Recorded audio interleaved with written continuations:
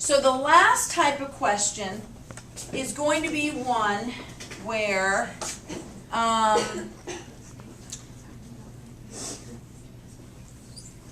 you're actually not given anything about the equilibrium. You are given stuff about the start. And you're asked for the concentrations of everything at equilibrium, but you have to be given a Kc. So, like, let's make this at 600. What are the equilibrium concentrations of these if Kc equals 2.0 times 10 to the, let's call it, -7th. Okay? So, I'm going to work right down here. Again, we're going to start with our reaction.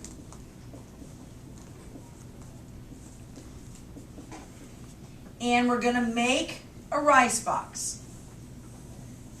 Initial, change, equilibrium.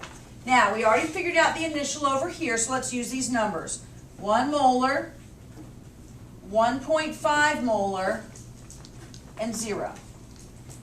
Okay?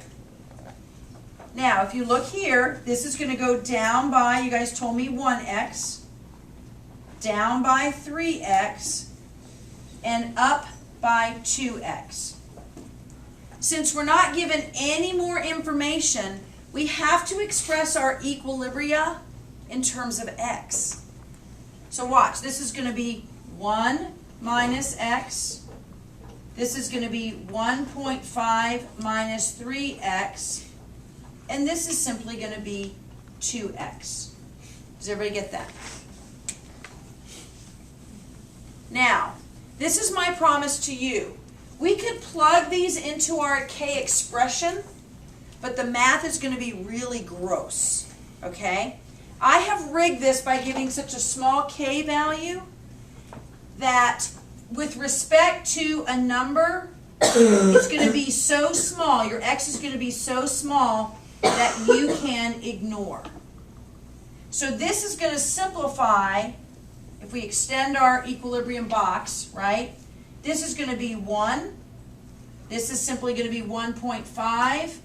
But here, we're going to have 2x. Does everybody understand what I've just done?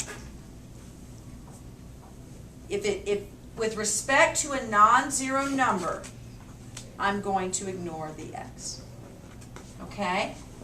So now, using this space over here, all I do is, I'm going to write my Kc expression again. We write that over and over and over. And I'm going to plug in these numbers. For NH3, I'm going to plug in 2x, and I'm going to square that.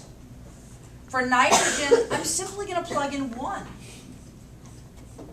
And for hydrogen, I'm going to plug in 1.5.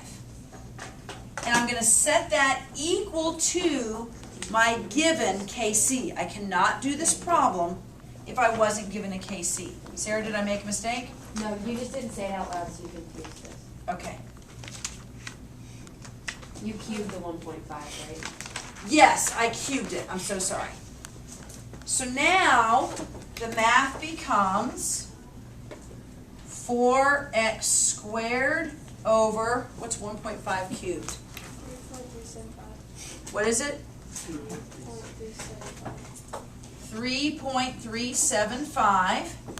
And so now we're going to multiply these. 3.375 times 2 times 10 to the -7. Y'all double check. I think I get 6.75. Times 10 to the -7. Okay. Equals 4x squared. So now divide by 4 and then take the square root. And I get a value of 4.1 times 10 to the -4.